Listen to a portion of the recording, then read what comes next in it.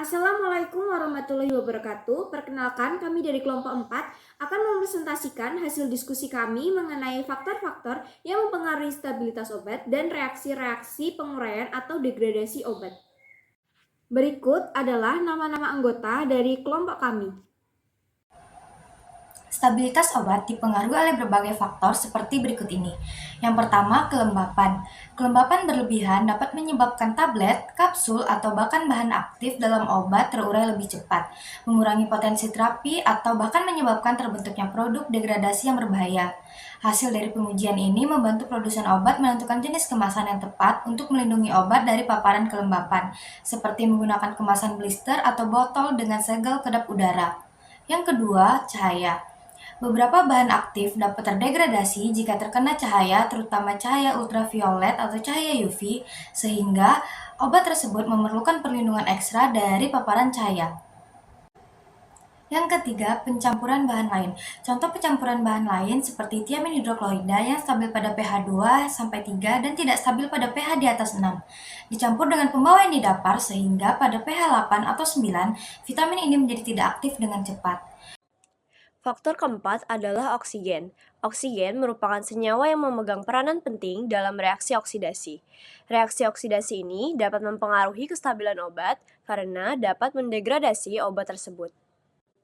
Faktor yang kelima adalah suhu. Suhu yang tinggi dapat mempengaruhi semua reaksi kimia. Kenaikan suhu akan mempercepat reaksi kimia suatu obat. Suhu yang terlalu tinggi akan menyebabkan stabilitas obat menjadi berkurang dan akhirnya menyebabkan penurunan kadar dari obat tersebut. Pada suhu tinggi juga menyebabkan degradasi bahan aktif dan perubahan dalam viskositas serta pH sediaan, yang dapat mengurangi efektivitas dan keamanan obat. Faktor yang keenam adalah pH. pH dapat mempengaruhi tingkat dekomposisi obat. Obat biasanya stabil pada pH 4-8. Dengan adanya penambahan asam ataupun basa, dapat menyebabkan penguraian larutan obat menjadi dipercepat dan menyebabkan obat menjadi tidak stabil. Faktor selanjutnya yang mempengaruhi stabilitas obat adalah kondisi penyimpanan, di mana penyimpanan yang tidak tepat dapat menyebabkan degradasi pada bahan aktif obat dan perubahan dalam formulasi yang dapat mempengaruhi profil farmakokinetik dan profil farmakodinamik dalam suatu obat. Komponen obat ini dapat rusak jika disimpan dengan tidak tepat, misalnya pada penyimpanan sediaan sirup yang dilakukan dalam wadah tertutup rapat dan pada ruangan yang dengan suhu terkendali, kecuali jika ada petunjuk dan pembatasan khusus. Stabilitas dan konsentrasi obat dapat dipengaruhi oleh lama penyimpanan dan suhu penyimpanan obat. Perubahan konsentrasi obat perlu diwaspadai karena dapat menyebabkan efek toksisitas obat. Faktor selanjutnya adalah uap air, di mana uap air dapat mempengaruhi stabilitas obat secara negatif dengan menginduksi hidrolisis atau reaksi sekunder yang dimediasi oleh air. Biasanya, uap air ini ditemukan pada proses pembuatan sediaan obat yang melibatkan air, seperti granulasi basah, pelapisan air, pengeringan semprot, liofisasi, dan kristalisasi. Dalam proses inilah kemungkinan adanya penyerapan uap air yang tidak diinginkan pada sediaan obat yang dapat menyebabkan atau membahayakan stabilitas suatu obat tersebut. Faktor selanjutnya adalah eksipien, di mana eksipien pada tablet dapat mempengaruhi sifat fisik pada sediaan tablet, karena eksipien tablet ini biasanya mencakup sebagian besar massa tablet secara keseluruhan. Pengaruh dari eksipien terhadap stabilitas fisik tablet ini mencakup pada dampak kelarutan dari bahan pengisi tersebut, di mana didapatkan bahwa adanya perubahan pada kekerasan tablet jika disimpan dengan pelarutan sebagian dan rekristalisasi dengan bahan pengisi yang larut. Selain itu, dilihat juga dari higrokopisitasnya, sediaan tablet dengan higroskopisitas komposit yang tinggi menunjukkan adanya penurunan laju pelarutan jika disimpan dengan kelembapan tinggi dibandingkan dengan tablet dengan eksipien yang tidak higroskopis. Selanjutnya adalah ukuran partikel, di mana partikel yang terlalu kecil atau terlalu besar dapat menyebabkan ketidakstabilan suatu obat. Semakin besar ukuran partikel, maka akan semakin kecil luas penampangnya, atau dalam volume yang sama. Sedangkan semakin besar luas penampang partikelnya, daya tekan ke atas cairan akan semakin memperlambat gerakan tersebut, sehingga ukuran partikelnya akan semakin kecil. Faktor selanjutnya adalah bentuk sediaan, di mana stabilitas obat dapat dipengaruhi oleh bentuk sediaannya. Bentuk sediaan cair seperti larutan dan bentuk semi padat yang banyak mengandung air akan lebih rentan terhadap degradasi dibandingkan dengan bentuk sediaan yang padat. Keberadaan air membuat bentuk-bentuk ini lebih rentan terhadap hidrolisis dan proses degradasi lainnya. Reaksi-reaksi degradasi obat. Yang pertama, reaksi hidrolisis. Reaksi hidrolisis adalah reaksi penguraian garam oleh air atau reaksi ion-ion garam dengan air. Garam-garam yang berasal dari asam lemah atau basa lemah atau keduanya akan terurai dalam air membentuk asam bebas dan basa bebas.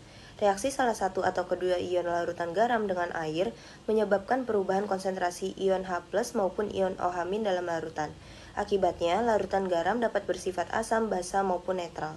Beberapa obat yang memiliki gugus fungsi yang rentan terhadap hidrolisis antara lain aspirin terhadap ester, spironolakton terhadap tiol ester dan lakton, kloramfenikol terhadap amida, sulfonamida, fenorbarbital terhadap imida, meticilin terhadap laktam, dan klorambusin terhadap alifatik terhalogenasi. Degradasi melalui reaksi hidrolisis dipengaruhi oleh sejumlah faktor seperti pH larutan, garam penyangga, dan kekuatan ion. Faktor yang paling penting adalah pH larutan. Oleh karena itu, penyelesaian pH dan penggunaan dapur yang tepat, dan jika memungkinkan dalam jumlah yang sangat kecil. Kedua, reaksi oksidasi. Oksidasi atau redoks merupakan reaksi yang melibatkan baik transfer oksigen atau hidrogen ataupun elektron. Oksidasi disebabkan oleh adanya oksigen dan reaksi yang dapat diinisiasi oleh pemanasan cahaya dan paparan logam yang menghasilkan radikal bebas organik. Radikal ini menyebarkan reaksi oksidasi yang berlangsung hingga inhibitor menghancurkan radikal atau sampai terbentuknya reaksi samping yang memutuskan rantai. Sensitivitas masing-masing entisitas obat baru terhadap oksigen atmosfer harus dievaluasi untuk menentukan apakah produk akhir perlu dikemas dalam kondisi kedap udara, dan jika mengandung antioksidan, oksigen, logam berat, dan peroksida organik, obat dengan gugus fungsi aldehid, alkohol, fenol, alkaloid, atau yang mengandung minyak dan lemak tak jenuh mudah mengalami reaksi oksidasi ini. Contohnya adalah kalsitosin, isoprenalin, dan vitamin C. Reaksi yang ketiga adalah reaksi isomerasi. Reaksi isomerasi merupakan proses kimia dari suatu senyawa yang berubah menjadi bentuk senyawa isomer lainnya, tetapi tetap memiliki komposisi kimia yang sama dengan senyawa asalnya. Hanya saja memiliki perbedaan pada struktur atau konfigurasi sehingga memiliki sifat fisika dan kimia yang berbeda dengan senyawa asalnya. Senyawa isomer yang terbentuk ini mungkin juga memiliki sifat farmakologi atau toksikologi yang berbeda dengan senyawa asalnya. Obat-obatan yang mengalami peristiwa degradasi isomerasi adalah tetrasiklin, vitamin A, dan adrenalin. Reaksi yang keempat adalah reaksi fotolisis. Fotostabilitas merupakan respon yang ditimbulkan dari suatu zat saat dikenai paparan sinar UV atau cahaya tampak pada waktu tertentu yang berujung pada perubahan secara kimia maupun fisika. Energi foton atau cahaya akan semakin besar pada panjang gelombang yang kecil, begitupun sebaliknya. Degradasi umumnya terjadi akibat terpapar energi yang besar dengan panjang gelombang yang kecil seperti radiasi yang menyebabkan perubahan kimia atau perubahan warna. Obat-obatan yang mengalami peristiwa degradasi fotolisis adalah riboflavin, nifedipin, dan asam folat. Reaksi yang kelima adalah reaksi polimerasi. Polimerasi adalah proses di mana dua atau lebih molekul obat bergabung menjadi satu membentuk kompleks molekul. Contohnya adalah larutan ampicillin natrium dalam konsentrasi yang tinggi membentuk polimer yang bersifat antigenik yang diperkirakan menjadi penyebab reaksi alergi. Reaksi ini dapat dicegah dengan membuat larutan dalam konsentrasi yang rendah. Contoh lainnya adalah senyawa formaldehid dalam larutan dapat membentuk paraformaldehid yang mengendap. Reaksi ini dapat dicegah dengan penambahan metanol 10% sampai 15%.